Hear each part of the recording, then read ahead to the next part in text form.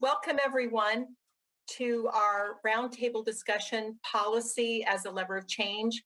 My name's Lori Widener, and I'm the Legislative and Policy Liaison at the Professional Educator Standards Board.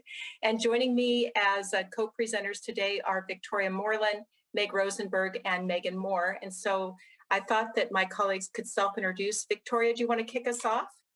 Hello there, I am Victoria Moreland, and I am one of the Associate Directors of Systems Equity and Workforce for PESB. Hi, everyone. My name is Megan Moore, and I am the Program Assistant for the Preparation Credentialing team here at PESB, and I will pass it to Meg. Hi, I'm Meg Rosenberg. I am the Program Specialist on the Systems Equity and Workforce team, and I'm happy to be here with y'all. Great, thank you so much. So we're anticipating another wonderful, great conversation. The issue of policy as a lever of change has come up throughout our conference today. Today, we're going to focus on policy as a lever of change to promote, of course, educational equity and to advance anti-racism in our educational systems. For those of you who have not been able to participate in some of our other sessions today, this session, as well as this conference, has been hosted by the Professional Educator Standards Board. And so we're the independent state agency that oversees the educator workforce. So we're responsible for the preparation, credentialing, professional learning, and assignment of educators across the career continuum. Our mission is to strengthen the educator workforce through professional standards, policy, and innovation. We center racial equity and justice in our work in order to disrupt the legacy of systemic racism.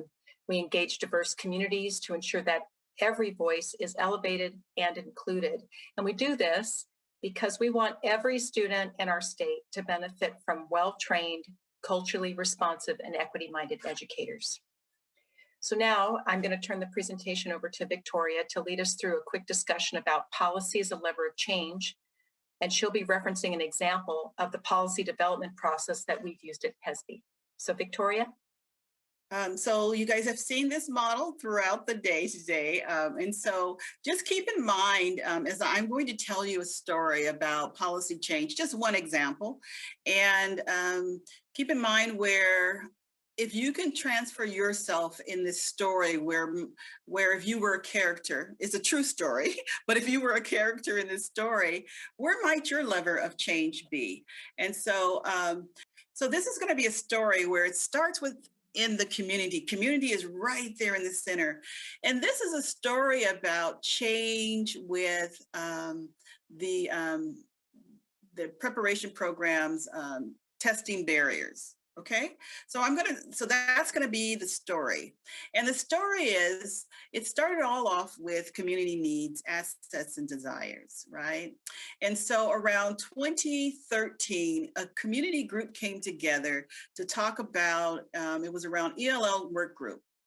In the south region of Seattle. And they came together to have these conversations around the needs of our ELL students. We have a large percentage of ELL students. We need to do something. And so what might happen? And so there was funding to get the conversation started. And that's where you see resources are identified to explore private or public funding.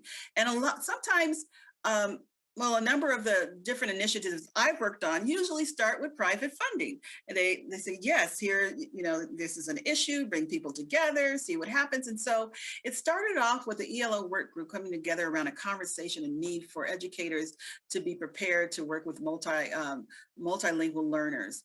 And so it was like, well, how might we have people who already have a teaching certificate get an endorsement for working with ELL, English language learners. And so that was in 2013 to 15, there was a pilot project that was started for endorsements to increase endorsements. Well, as the community started to look at that, they said, a gathering community said, we can't stop there because this is a bigger need. How might we bring people together to have a conversations about what are these barriers to becoming an educator if we want to increase our dual language educators and to work with our multilingual students. And so around 2016, additional funding, funding source. Gates funded additional resources to continue this. So it was community information gathering.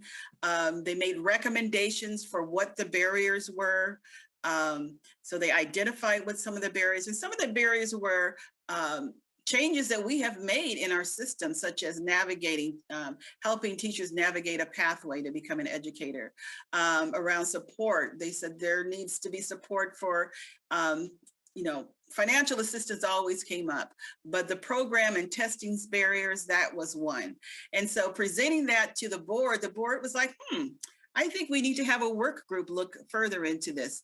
And so our prep and credential department put together a work group that was around maybe 2018 to explore what are the barriers.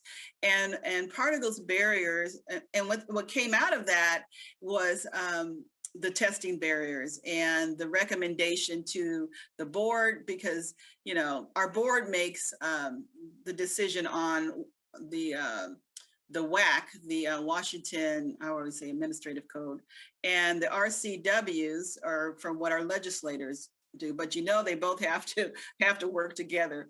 So out of that came some recommendations. And around 2019, there was legislator policies around making those changes to the WESB, that it could serve as just one of multiple measures rather than a high stakes test that would be a barrier. And so that flexibility was given. So you can see where identifying the barriers in the system, a work group comes together, our PSB board of practicing educators, they make some decisions about different WACs that needs to be changed, policy, the RCWs, at the state, the revised code of Washington, the laws and the rules, and then there you have it. So there's a story of how starting with our community needs and working with, in this case, private funds to help the conversation, bringing community together,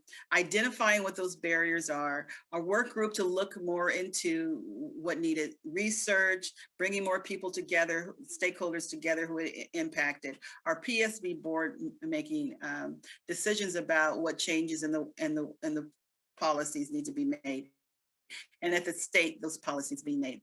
So there you have the story. And so hopefully you could see yourself in there, because each one of us, you may have been at the legislator point where you were advocating, when it went to advocating for this change to happen, or you could have been at our board meeting advocating for it to happen, or perhaps you served in one of these community groups or organizations, or provided feedback. So keep that story in mind as we move to the next slide. Awesome. Thank you. So I'm going to go ahead and kick us off into our dialogue. And we know we have our due community agreements. Alex invited us to, or Erica invited us to look at the beginning of our conference. So I just pasted them into the chat. And also an invitation to dialogue versus debate. So there's likely folks in here who are skilled in both areas. And the guidelines are here. So if we start moving into the debate side, we know how to get ourselves back over to the dialogue side. So I'd like you to take a moment and put in the chat, what are 1 or 2 characteristics from the dialogue side that are resonating with you as we begin our roundtable? Listening to understand. Yeah, thank you, Katie. Yep, listening to understand, searching for strengths in other positions. Yeah. Assuming there are many answers and pieces of the answer. Re-examining positions. Yeah. So this will help us navigate as we move through. Thank you. Thank you. I see more in the chat. Awesome. Okay, Megan, will we have the next slide? So this is just a little protocol for us. For our dialogue, we'll be posing a few prompting questions to the group 1 at a time. Feel free to use the raise hand feature if you'd like to say something, trying to keep comments concise and on topic. And we'll be watching for raised hands and keeping tabs on the chat. And we'll have about 3 folks share per question. So we can go to the next slide. let's take a deeper dive into what you all bring to the table. To kick off our discussion, our first question is, what is your experience with policy as a lever of change? And these are animated, so you can just click. And the first one will kind of, yes, perfect. And so Victoria shared one of PESB's examples through the ELL work group, highlighting how important community and stakeholder engagement is to an idea becoming policy. And now we're here to think about yourself, your experience, where you're positioned in the education system, and how policy has been a lever of change. So in response to that question, I turn it over to you all. As Heather, yeah, go for it. It just makes me think about, this is maybe not what you're looking for, but sometimes I think in the work we do at College Spark Washington Education Foundation is what happens after policy changes. So a policy happens, but then that can kind of go one of two ways. Like it can be really adopted the way it was intended and things go as they planned, but also oftentimes it doesn't go as planned. Like just because a policy was made doesn't mean implementation goes along those lines. Just because a rule was changed doesn't mean people actually change the way they do things to align with that new world. They're still just, well, we've always done it this way. It's often happening. So I think it's a policy is often a good start to change, but there's just seeing that oftentimes there's more work to come after that. Thank you so much, Heather. I see Lucinda. Hi, everybody. I kind of want to pick up where Heather left off. I'm Lucinda Young. I'm a lobbyist with WA, and so policy has been my life for a long time now. And take us back several years in our state. Washington State is the first state in the union that required cultural competency as part of our education preparation programs. And so I think it's a good policy. It's a policy that most of us believe in. But what was interesting, and I'm picking up where Heather left off, is the legislature provided direction for our education preparation programs at the time, but didn't provide an easy way for educators that were already in the field to get that same kind of growth and development. And it's something we're still struggling with today. And one of the reasons why Senate Bill 5044 came to us and included cultural competency, which has been a part of our preparation programs for over a decade now, is because it's very hard to write a policy that changes the entire system, even when it's a good and necessary policy. So and that's what I always try to remind myself. So this policy is going to change what and how, and what are the unintended consequences or things we're forgetting as we work on that policy. Absolutely. Yes. Thinking about the consequences. Yeah, Victoria? Yes, no, I said that is so true. We have to think about the unintended consequences. And so just the mention of 5044, very much involved with community and stakeholder input and how all of this will transpire and be rolled out. So thank you.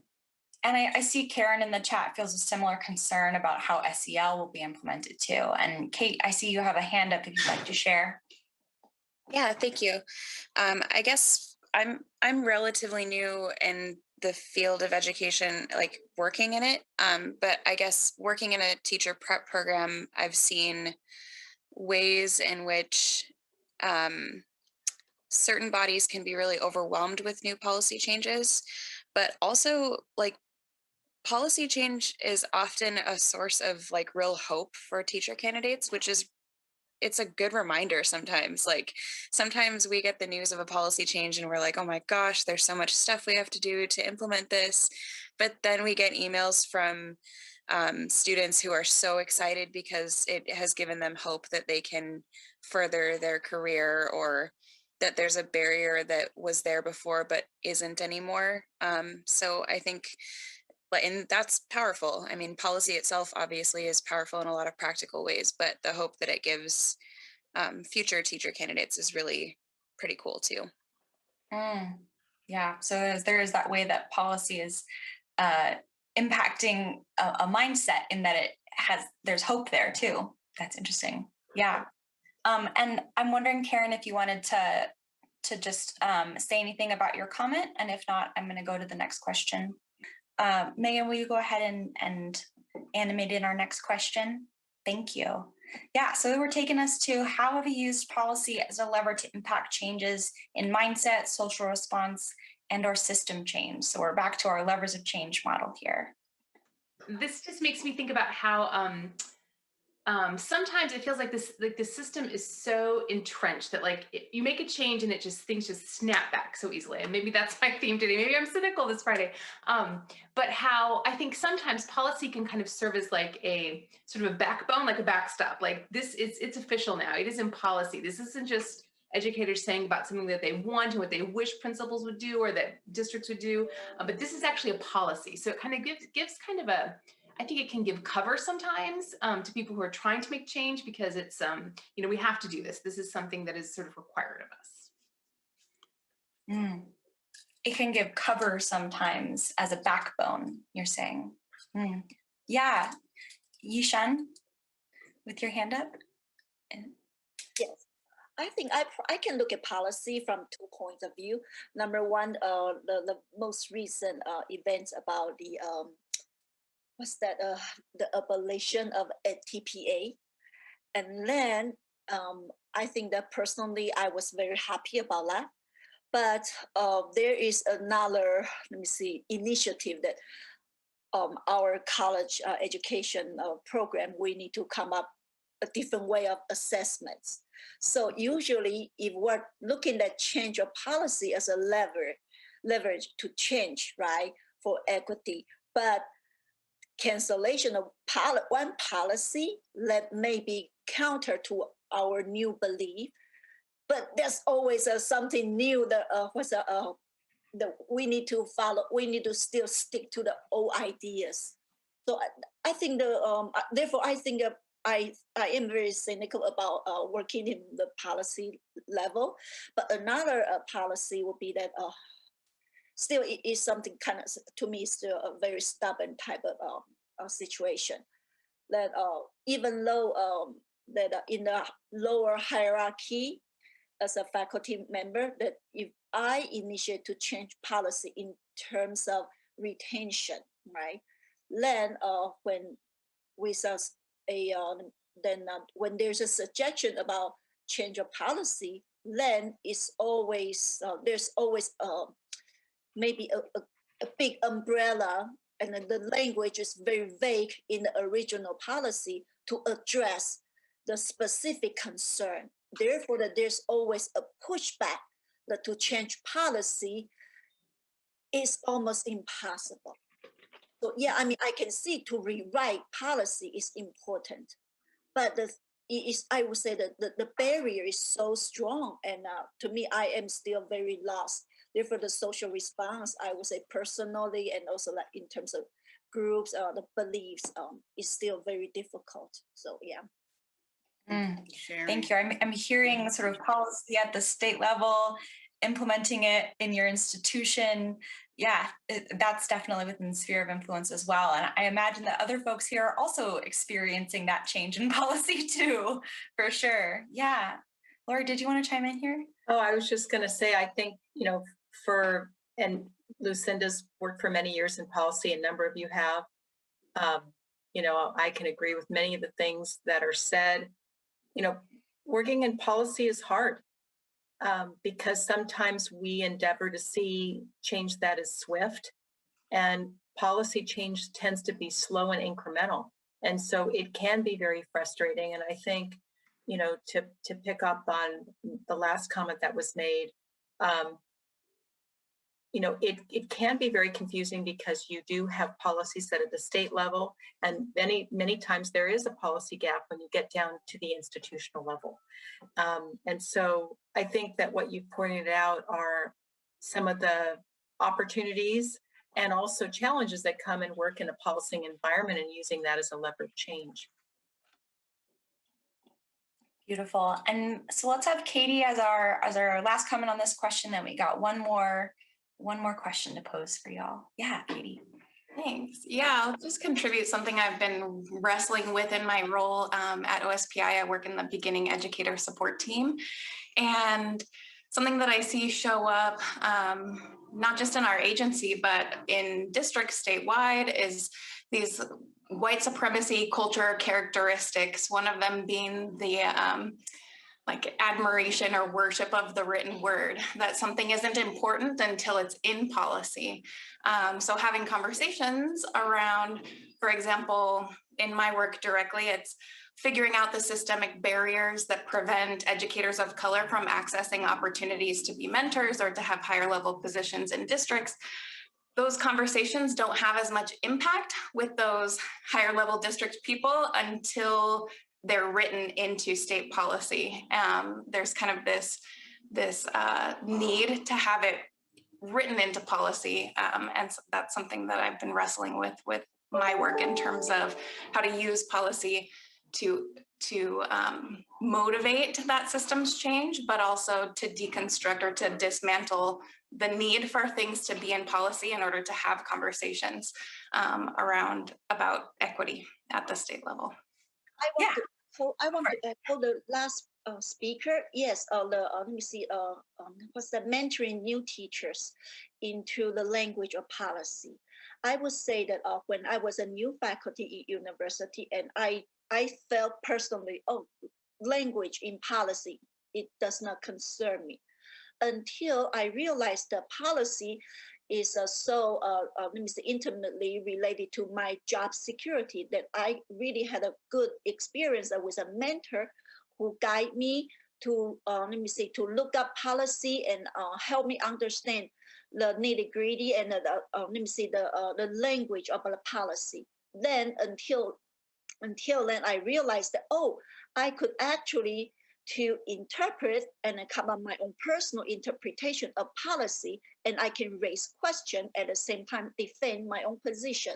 So I would say that this is a very good way that initiate teachers to understand, yes, policy is big word, but at the same time that this is also that we begin to engage to change as well. Thank you. All right, so what might you need to learn to strengthen your policy? What could support you in this learning, and whose learning could you support? Yeah, Katie. Yeah, I'll jump back in. So I'm new at OSPI, but I had the great privilege this year to collaborate with a colleague at WEA on a project. So that cross collaboration outside of my agency and connecting with Torian at WEA provided an opportunity for educators that couldn't have existed without that collaboration. And I really think that there is opportunity for collaboration to happen outside of our kind of, our individual silos, whether it be between OSPI and WEA and PESB and beyond. Kind of reaching to partner in common goals is something that I think we need to lean into in the future. Thank you. So back to this partnership. Yeah, it's like our central theme today. So Lucinda. So I think too, something that I try to think about with policy is who's it impacting, and how do I, as a lobbyist, I work for the WA, I represent our members. That's my job. So how do I connect with the many different aspects of our membership while I'm trying to educate legislators or other agencies or other organizations or community groups that care about that policy either in the same way or in a different way. And I think that's one of the challenges of writing brand new policy or trying to update and improve current policy. How to stay in touch with the people that are most immediately impacted by it. And in the world of education, educators are always impacted by policy, but just as important, but perhaps more important, are the students that the educators are teaching. How are they impacted? So it's an interesting dilemma and a challenge, and something I think all of us probably work on pretty consistently. So. Yeah, Kate. Yeah, I think kind of piggybacking off of that, I'm always trying to be better at how I communicate policy and how it impacts my teacher candidates, because, they have enough that they're doing to try to get through our program and out into the field. it's important for them to know how policy changes impact them. And it's important for me to communicate it in a way that not only makes sense to them, but also, you know, I never want them to get the idea that I'm just saying like, just trust me on this. This is what it means. Don't worry about it. You wouldn't understand. Like, I want to be a good communicator between the policy and what they need to know. Because it does impact them. But it matters like how I come across to them. That's such a powerful thing to say. It doesn't matter how I come across to them. Wow. Okay. Yeah. Thinking and acting deeply in service of others. Thank you for that. The last bullet point is just anything else.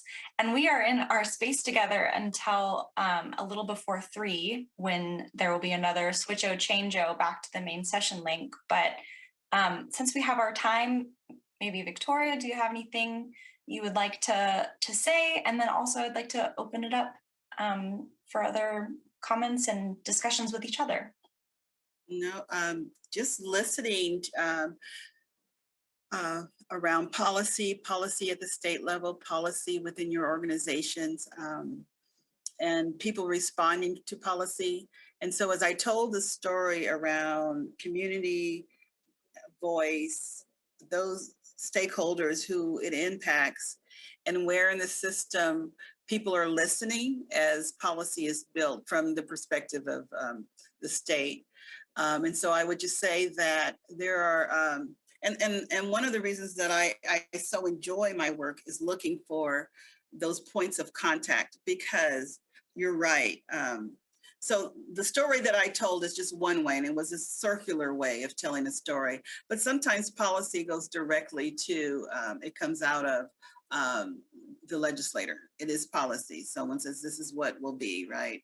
And so then we do respond to, okay, now how are we going to implement this? And then that's another conversation with bringing people together, having conversations, and looking at how it fits into the policy change fits into the system, and saying what might be the unintended consequences. So there are things that you do have to bring people in and say, okay, so how are we responding? This says to implement. So if we pull this lever here, then this happens over here. And if we pull this lever here, but we must implement this, right?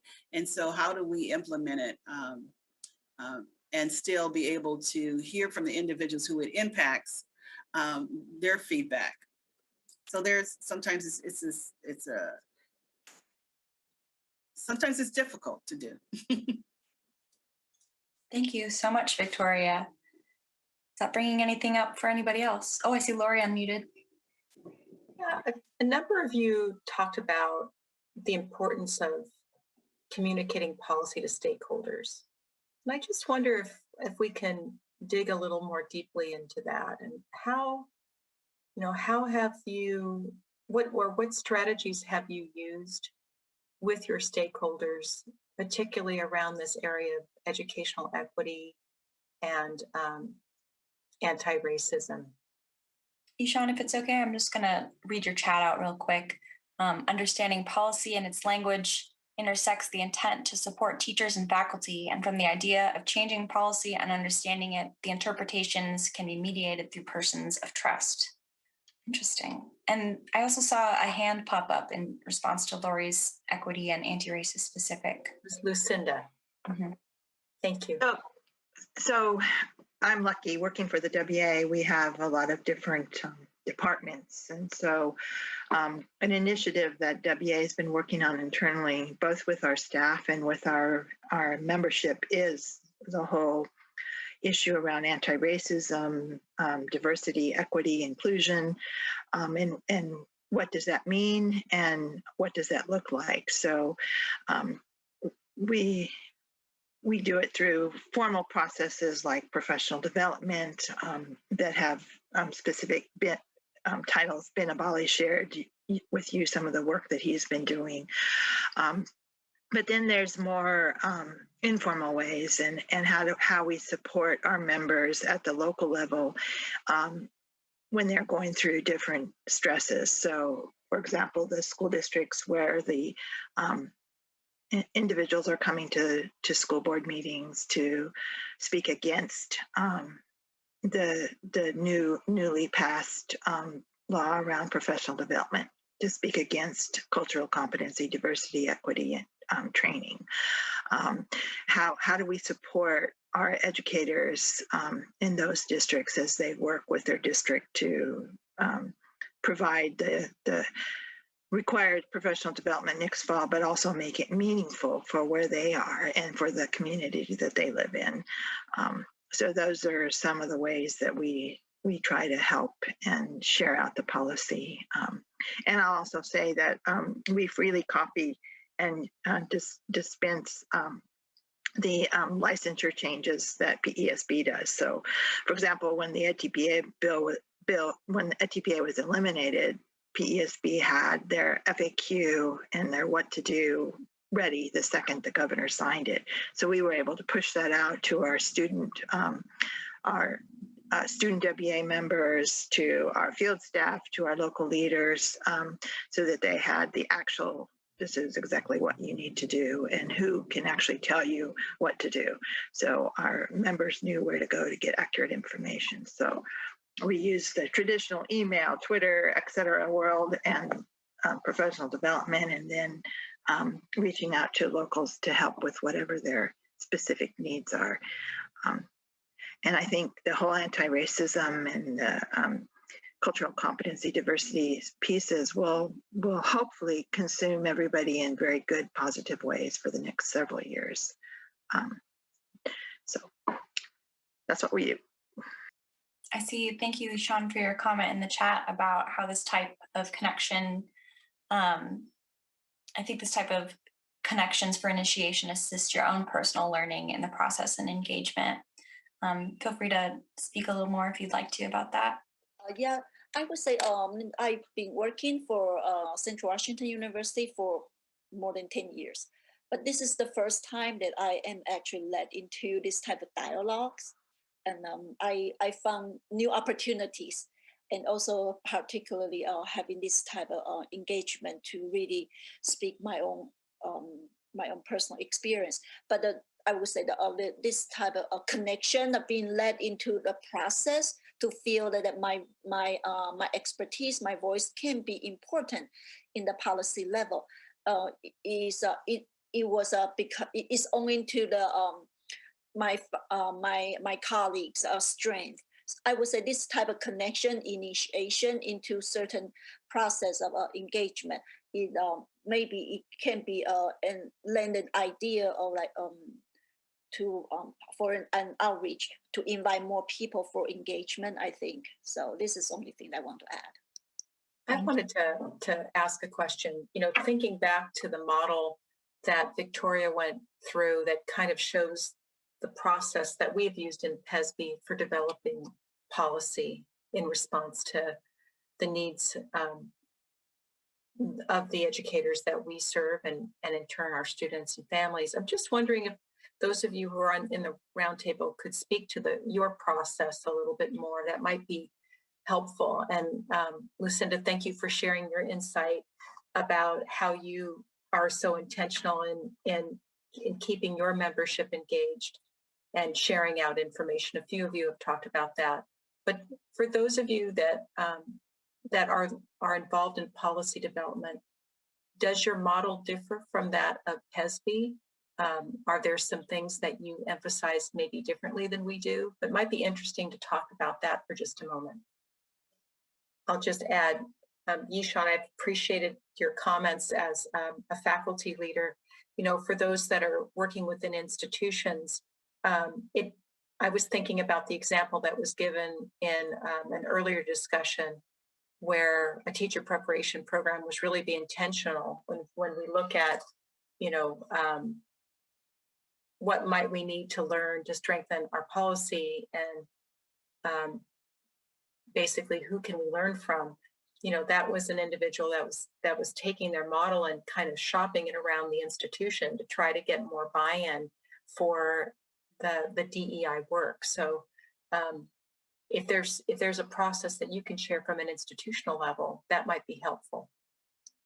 Well, I'm sorry, I didn't understand the previously. I would say in terms of diversity outreach from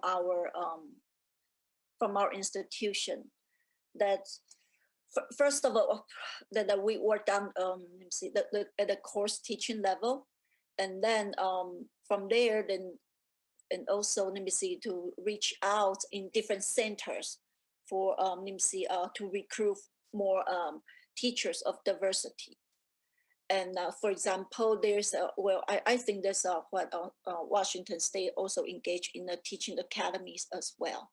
And so I would say this is the latest in the last maybe 2 or 3 years that Central has begun the process to engage, to recruit more teachers of diversity as well. And I would say, okay, the intent and also the practice for Central Washington University, from my perspective, since we're in a rural area, a rural community, and the demographic here, I would say a lot of people will consider is other than the diverse population is not considerably comparable to Seattle. And then so our teacher candidate recruitment, we focus a whole lot more on Latino students. And then so I would say that, but lately, then we just found out that we need to be more equitable. And that if we truly believe this idea of all races are important, so lately that there is a new understanding that we need to reach out for more AAPI teachers as well. And so I would say there's some blind side on our institutional level, but also a new opportunity for us to engage. So I'm not sure whether or not that is informational enough. Thank you so much for sharing. Does anybody have a comment they feel might wrap us up well, or something to walk away thinking about? Maybe it's something it's a challenge or you're tackling head on as you go back to your everyday lives in your institutions. I'll just say that these events and any WACD or any opportunity that I have to collaborate with all of y'all are so helpful, because sometimes I just feel a bit like alone or behind, or like not like we're constantly trying to play catch up, or but it's helpful to talk with all of y'all when we get the chance, and realize that everyone is on a journey, and kind of like we were talking about in earlier sessions, it's not a competition. We're all working together, and we're all trying to serve students at the end of the day. And that is always really encouraging to me to remember that. So thank you all for your wise words and for being here. Beautiful. Thank you so much, Kate. Yeah, Laura, do you have something? Just thank you all for the wonderful conversation and for sharing some insight and helping us explore this topic. And I did want to say that in the closing session, Alex Manuel, our executive director, will give some comments, and then we're going to transition into a networking time, and that'll be a chance where we can connect a little more deeply with one another, and there'll be some details provided in the closing session about what that will look like.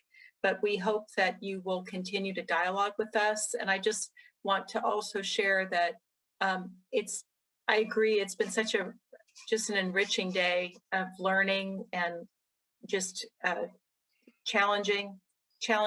day of challenging our prevailing stereotypes and thinking a little more further about what we can do together. And I just would encourage you to keep an eye out for additional communication from us, where we'll be sharing links to these presentations, as well as information that's been posted in chat, so we can continue our learning together.